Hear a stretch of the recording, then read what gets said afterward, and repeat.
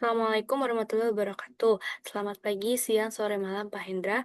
Kami dari Kompak 15, saya Kunesha Pavita Aza dengan 3 digit NIM akhir 015. Dan saya Vina Nur Aini dengan tiga NIM terakhir yaitu 020.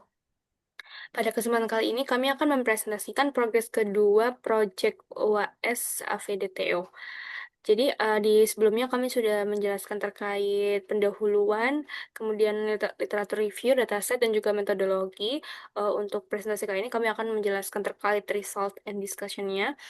Dan untuk menyinggung sedikit di metodologi ini bahwa yang digunakan oleh penulis di jurnal ini tuh merupakan regression analysis. Ini tuh untuk prediksi tree dan setiap angka dari rata-rata tree yang baik itu yang akan diambil. Terus kemudian juga ada handling untuk imbalance data.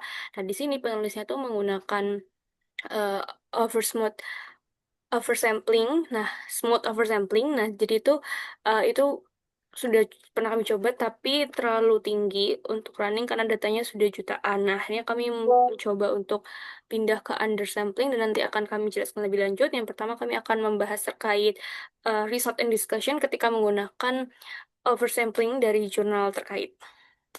Baik, yang pertama di sini ini menentukan tingkat keparahannya terlebih dahulu. Jadi ada 4 level, 1 sampai 4. Nah, di sini tuh dilihat bahwa ada distribusi yang tidak seimbang di poin kedua. Jadi eh, ada poin 2 dan kemudian poin 1, 2, 3 ini tidak seimbang karena 2 lebih banyak. Sehingga ada handling. Nah, di handlingnya ini kelasnya itu dirubah jadi biner, kelas 2 dan juga kelas non 2. Nah, kemudian juga diterapkan smooth dan di penelitian ini diterapkannya oversampling. Next. Ini ada ROC curve-nya. Jadi di sini tuh di dalam model random forest itu ada 2 parameter utama yang diuji untuk menemukan kombinasinya, yaitu ada M-try dan juga entry.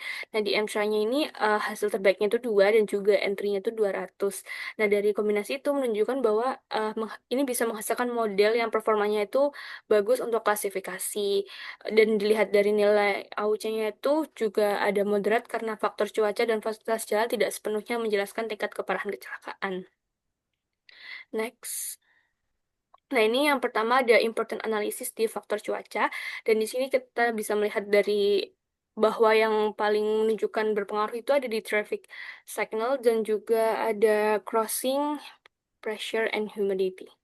Next, jadi dari grafik ini itu menunjukkan kalau misalnya fasilitas jalan itu berpengaruh dalam tingkat keparahan itu adalah crossing dan juga traffic signal. Dari dua ini itu yang paling utama berpengaruh ke tingkat keparahan kecelakaan tersebut. Dan untuk yang cuaca itu ada di pressure dan juga humidity di tingkat kelembapan dan juga pressure-nya itu menunjukkan bahwa ini yang paling berpengaruh besar ke keparahan kecelakaan. Next. Nah, ini ada visualisasi lebih lanjut dari yang pressure dan humidity itu untuk di breakdown lagi terkait besaran ininya. Nah, di pressure ini dilihat bahwa sekitar 30 tekanan pada tekanan 30 ini itu yang paling tinggi dan di humidity itu di sekitar 75 sampai 100 yang paling tinggi. Nah, dari hasil bar chart itu interpretasinya adalah bahwa tekanan udara di berbagai tingkat keparahan itu bisa eh, di kondisi tertentu itu bisa memperparah kecelakaan dan pada penelitian ini tuh ditunjukkan bahwa 30 INHG itu adalah kondisi yang memperparah kecelakaannya dan dari kelembapan itu juga ditunjukkan bahwa semakin lembab udara, semakin besar kemungkinan kecelakaan yang terjadi bersifat serius. Jadi keparahan kecelakaan itu juga berbanding lurus dengan kelembapan. Jadi semakin tinggi kelembapan itu juga bisa memperparah kecelakaan dari hasil analisis tersebut. Next, selanjutnya ini tadi yang faktor keparahan yang sekarang ini yang faktor dari accident impact duration-nya dari lama waktu berdampak dari kecelakaan tersebut di sini ditunjukkan bahwa humidity dan juga precipitation ini yang paling parah untuk kategori cuaca dan di sini juga ada junction dan juga traffic signal yang juga paling parah di kategori fasilitas fasilitas jalanan. Next. Jadi yang tadi yang di awal itu kan disebutkan bahwa yang parah itu tadi itu hujan dan juga tadi ada kelembapan. Nah, mungkin di sini dilihat bahwa ketika situasi hujan kemudian ada kecelakaan itu cenderung lebih parah dan dia bisa lebih lama recovery-nya atau impact duration-nya itu lebih lama.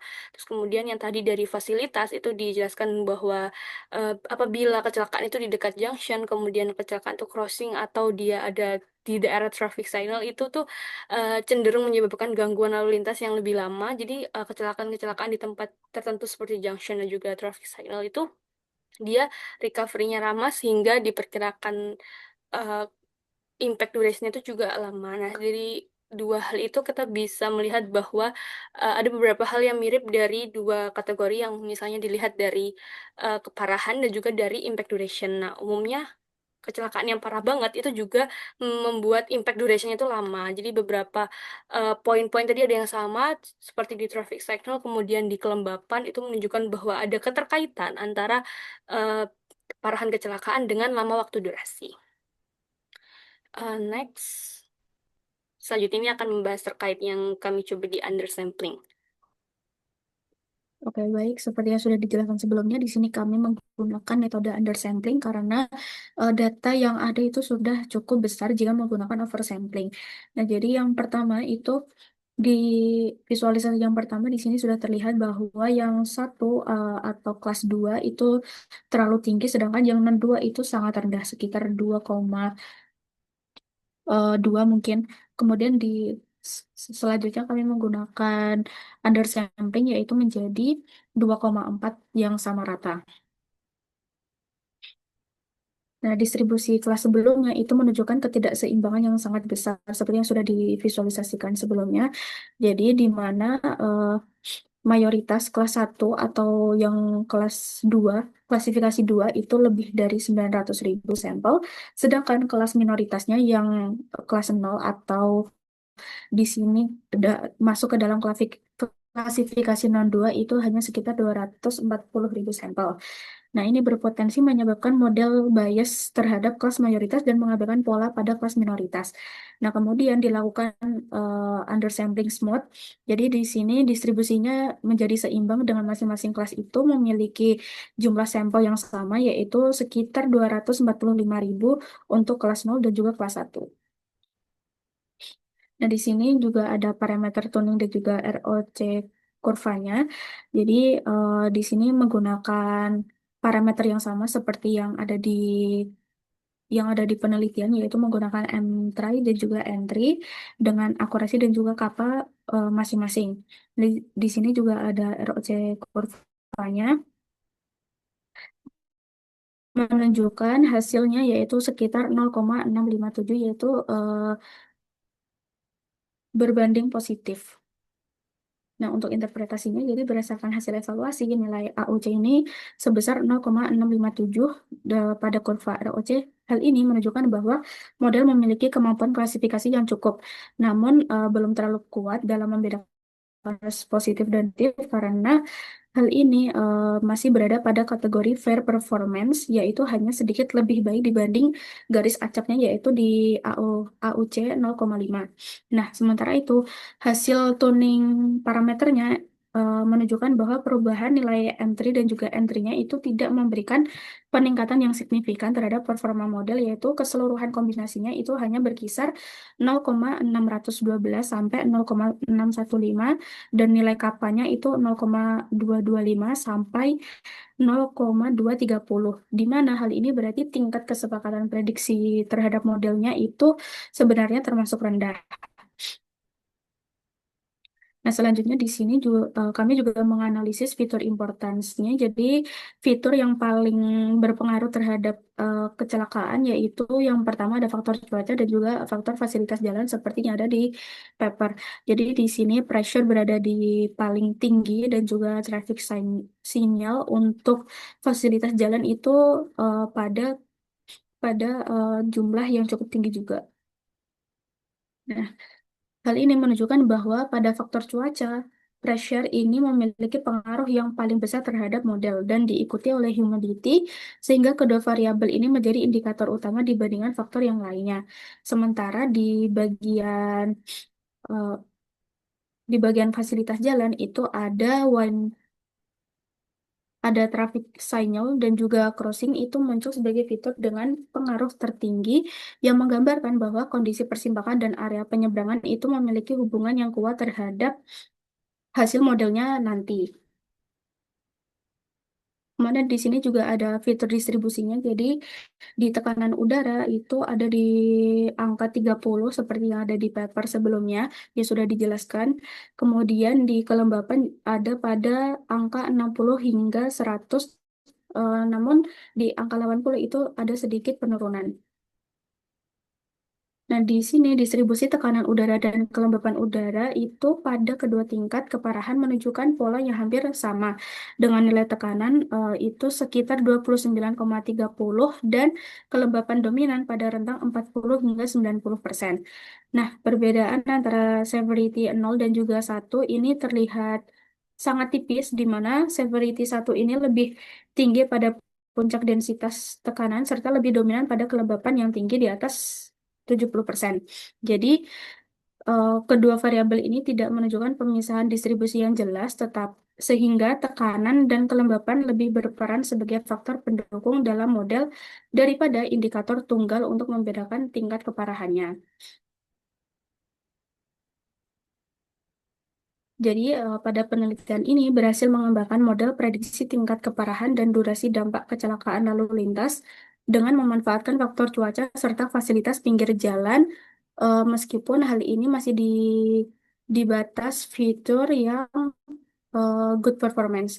Nah, proses proses pemrosesan ini termasuk pembersihan data, penanganan missing value dan penyeimbangan kelas menggunakan smooth undersampling itu terbukti meningkatkan kemampuan model dalam mengenali pola kecelakaan secara lebih akurat.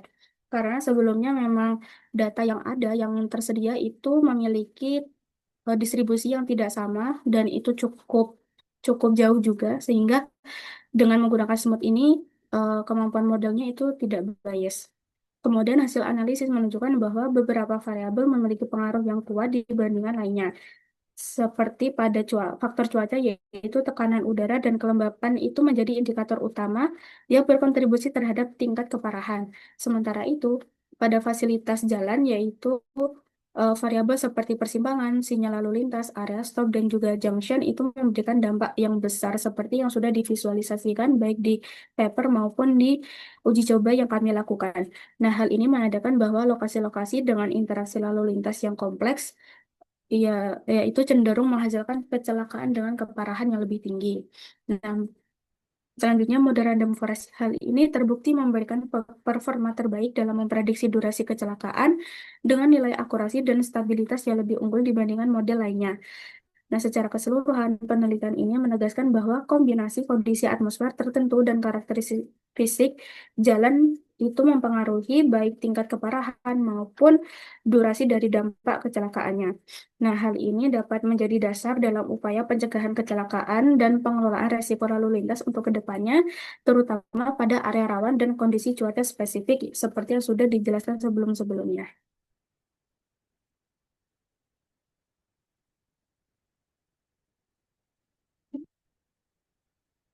Nah, mungkin sekian dari kami, kurang lebihnya kami mohon maaf. Wassalamualaikum warahmatullahi wabarakatuh.